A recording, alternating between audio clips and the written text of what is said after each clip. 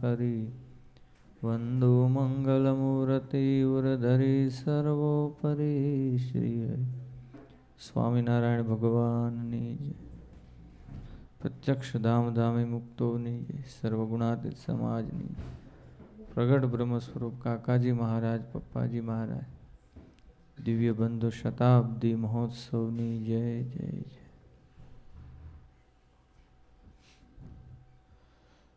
ખૂબ સરસ આજના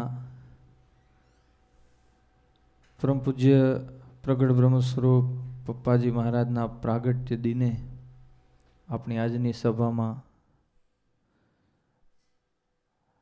પરમ પૂજ્ય દિનકરભાઈ અને અન્ય બધા ભાઈઓએ સરસ લાભ આપ્યો. પપ્પાજીના પ્રસંગોને તાદ્રશ્ય કર્યા.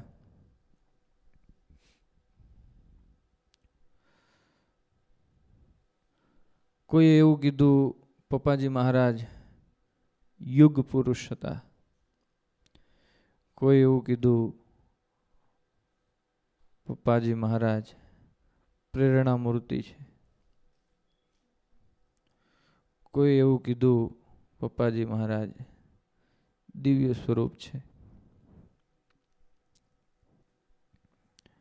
પણ હું એવું કહું છું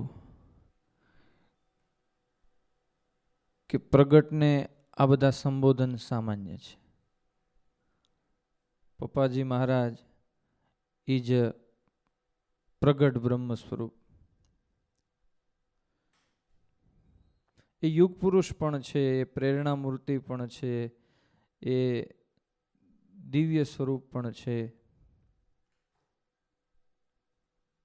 પ્રોપર પ્રેરણા મૂર્તિ એમને કહેવાય એટલા માટે કે એમનું જીવન સામાન્ય લોકોને તો પ્રેરણારૂપ છે. એમના પ્રસંગો, એમનું જીવન, એમનો આદેશ ઉપદેશ, એમનું આચરણ બધું જ સામાન્ય લોકોને માટે છે. એટલું જ નહીં, દુનિયાના હર કોઈ લોકોને માટે એમાંથી પ્રેરણા લેવા જેવી છે. દુનિયાના હરેક લોકોને પ્રેરિત કરે છે. વિરાટભાઈએ વાત કરી એમનું પોતાનું લખેલું પુસ્તક, એમના જીવન ચરિત્રની બુક, ખૂબ બધી એમાં પ્રસંગોમાંથી પ્રેરણા લેવા જેવી છે. એટલે સંપૂર્ણ એ આપણા ગુણાતીત સમાજ માટે એટલું જ નહીં, સમસ્ત સંસારના મુમુક્ષુઓ માટે પ્રેરણા સ્તોત્ર છે. પ્લસ યુગ પુરુષ. તો યુગ પુરુષ કોને કહેવાય? એક યુગની અંદર ઘણા બધા મહાપુરુષો જન્મતા હોય છે. બધાયને યુગ પુરુષ કહેવાય? બધા મહાપુરુષો હોય છે, કોઈ બ્રહ્મરૂપ હોય છે. યુગ પુરુષ એને કહેવાય સંપૂર્ણ યુગનું પરિવર્તન કરે. આખા યુગનું પરિવર્તન કરી જાણે. એક વ્યક્તિનું નહીં, એક મંડળનું નહીં, એક પરિવારનું નહીં, એક સમાજનું જ નહીં, એક ધર્મનું જ નહીં, આખા યુગનું પરિવર્તન કરે એને યુગ પુરુષ કહેવાય. પપ્પાજી મહારાજ ઇઝ રાઈટ પ્રોપર યુગ પુરુષ. કારણ એમણે મહારાજની દ્રઢ નિષ્ઠા ઉપાસના, યોગી બાપા શાસ્ત્રી મહારાજ, એમની દિવ્ય ભક્તિ શક્તિ દ્વારા એમણે ઘણા મોટા સમાજનું પરિવર્તન કર્યું. સમાજ એટલે એક યુગ છે. યુગની વ્યાખ્યા શું? કે સાંપ્રત સમાજ એટલે યુગ, સાંપ્રત સમય એટલે યુગ. તો એમણે સમયનું પરિવર્તન કર્યું, એ સમયમાં જીવતા લોકો, મુમુક્ષુઓ, એ બધાયનું પરિવર્તન કર્યું, એટલે યુગ પુરુષ છે. કોણે હમણાં કોઈએ વાત કરી, એમના ઉપર ચોરીનો આક્ષેપ થયેલો, દાસકાકાએ વાત કરી. યુગ પુરુષો ઉપર જ આવા આક્ષેપ થાય. જેમણે એકદમ ક્લીન કપડાં પહેર્યા હોય ને, એના ઉપર જ છાંટા ઉડાડવાની કોઈને ઈચ્છા થાય. બાકી તો મેલા ઘેલા પહેર્યા હોય કે ડાગા ડૂગી વાળા કપડાં પહેર્યા હોય, એમાં ડાગ પાડવાની કોને ઈચ્છા થાય?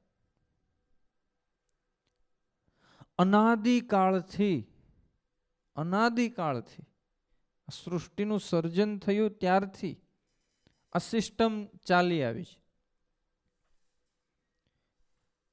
પછી ખુદ સ્વામિનારાયણ ભગવાન હોય તોય ભલે, ગુણાતીતાનંદ સ્વામી હોય તો પણ ભલે, મૂળ અક્ષરમૂર્તિ ગુણાતીતાનંદ સ્વામી ઉપર પણ આક્ષેપ કરનારાઓએ આક્ષેપ કરવામાં બાકી નથી રાખ્યું. ખુદ પૂર્ણ પુરુષોત્તમ સર્વોપરી આપણા સ્વામિનારાયણ ભગવાન, એના ઉપર પણ આક્ષેપ કરનારાઓએ આક્ષેપ કરવામાં બાકી નથી રાખ્યું.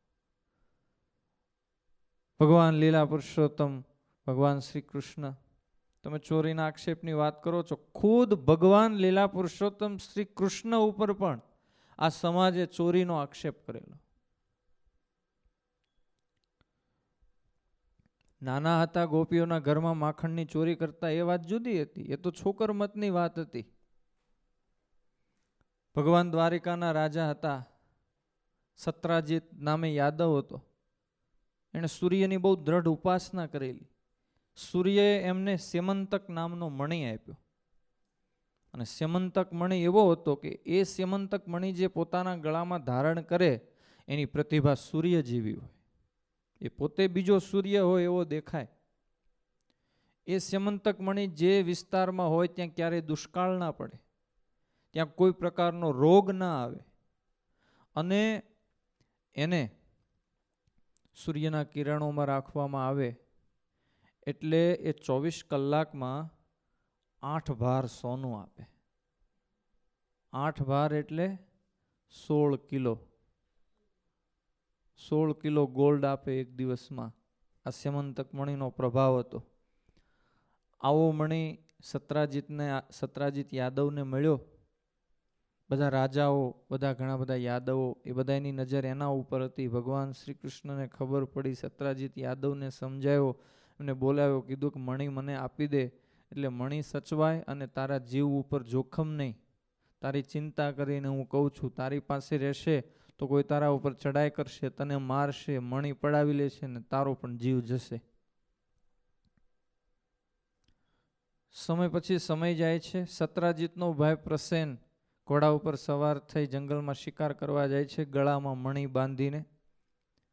તો એ પ્રસેન જાય છે, પછી પાછો આવતો જ નથી. પ્રસેન પણ નથી આવતો, મણિ પણ નથી આવતો. સત્રાજીતે જાહેર કર્યું કે મારો મણિ શ્રી કૃષ્ણએ ચોરી લીધો છે. સમસ્ત યાદવ કુળમાં આ વાતની જાહેરાત થઈ.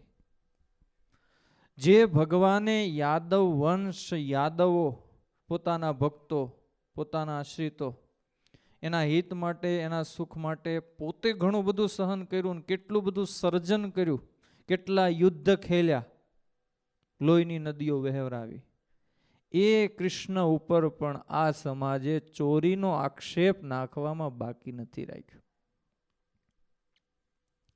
એટલે ગઝલકારે બહુ અદ્ભુત વાત કરી છે. પથિક તું છે તજે પથના સહારા, પણ દગો દેશે. ખબર જો હોત પહેલેથી કિનારા, પણ દગો દેશે. મને મજબૂર ના કરશો, નહીં વિશ્વાસ હું લાવું. મને મજબૂર ના કરશો, હું વિશ્વાસ નહીં લાવું. કારણ અમારાના અનુભવ છે, તમારા પણ દગો દેશે. બહુ અદ્ભુત વાત છે.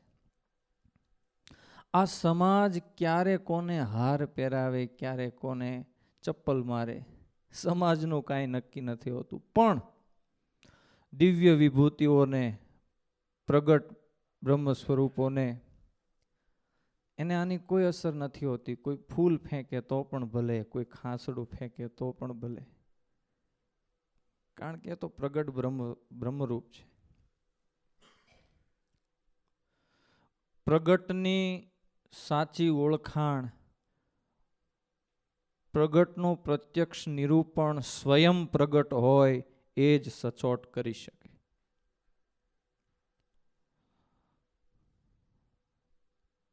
પપ્પાજી મહારાજે, કાકાજી મહારાજે પ્રગટને ઓળખાવ્યા છે. આપણે બધાય મહારાજને પ્રગટ ઓળખ્યા છીએ. કોણે આપણું કાંડું પકડ્યું છે? આપણે કોની આંગળી પકડીને ચાલીએ છીએ? પપ્પાજી મહારાજ, કાકાજી મહારાજ.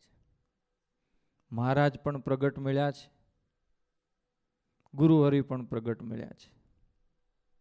બસ એમાં જેટલો દિવ્ય ભાવ વધે, જેટલી એમની પણ નિષ્ઠા વધે આપણને એમના પ્રત્યેની, એ જ આજના દિવસે મહારાજના, સર્વે મુક્તોના, સ્વામીના, સૌના શ્રી ચરણોમાં પ્રાર્થના કરીએ. દિનકરભાઈને એમના ચરણોમાં પણ પ્રાર્થના કરીએ કે બસ એવી જ સાંપ્રત છત્ર છાયા તો આપની છે. કાકાજી મહારાજને ઘણાએ દર્શન કર્યા છે, પપ્પાજી મહારાજના ઘણાએ દર્શન કર્યા છે. કોઈ અનુભવ્યા છે, કોઈ નથી અનુભવ્યા, પણ એમની તો મૂર્તિનું દર્શન કરતા જ દિવ્ય ભાવ હૃદયમાં પ્રગટ થઈ જાય છે. પણ આપ તો એવા રૂપે બધાની વચ્ચે સાક્ષાત છો, અને આ સમાજ ઉપર, આ સત્સંગ ઉપર, અહીંના સમાજ ઉપર આપની પણ ખૂબ મોટી કૃપા છે. માટે આપના શ્રી ચરણોમાં, મહારાજના, સર્વે મુક્તોના શ્રી ચરણોમાં પ્રાર્થના કરીએ. ખૂબ સત્સંગની સેવા કરીએ. સત્સંગમાં ખૂબ દિવ્ય ભાવ રહે. ક્યારે સત્સંગનો, સત્સંગીનો, ભગવાન કે ભગવાનના મુક્તની તો વાત જ નથી આવતી. ભગવાનના મુક્ત એની તો વાત જ એક બાજુ રહી. સત્સંગનો કે સત્સંગીનો પણ. દિનકરભાઈ, અમે કાલે મહાપૂજા હતી ત્યાં બેઠા હતા, સત્સંગ કરતા હતા. બહુ અદ્ભુત વાત કરી કે મહારાજે શું કીધું, સ્વામી શું કીધું કે કુસંગીનો પણ અભાવ ન લેવો. કુસંગીનો પણ અભાવ લેવો નહીં. બહુ દિવ્ય, બહુ અદ્ભુત આપણો સત્સંગ છે, આપણી પરંપરા છે. આપણા સૌની જે શ્રદ્ધા અને ભક્તિ છે દુનિયામાં ઇતર ક્યાંય નથી. બધે ભાત ભાતના રંગ છે, બધે ભાત ભાતની ડિઝાઇન છે, બધે ભાત ભાતની આકૃતિઓ છે, બધું છે, પણ અંદર ભીનાશ નથી. જે ભીનાશ હોવી જોઈએ એ ભીનાશ નથી. આપણે તો બધાય સત્સંગના,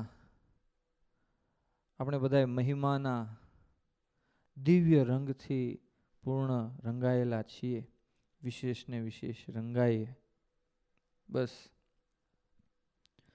પ્રગટ બ્રહ્મ સ્વરૂપ કાકાજી મહારાજ, પપ્પાજી મહારાજ, એમનો દિવ્ય શતાબ્દી મહોત્સવ, એમાં હવે આપણે એમાં વધારે રંગાઈએ, કંઈક ને કંઈક વિશેષ કરીએ, વિશેષ ને વિશેષ સમર્પણ કરીએ, એવા સંકલ્પબદ્ધ થઈએ.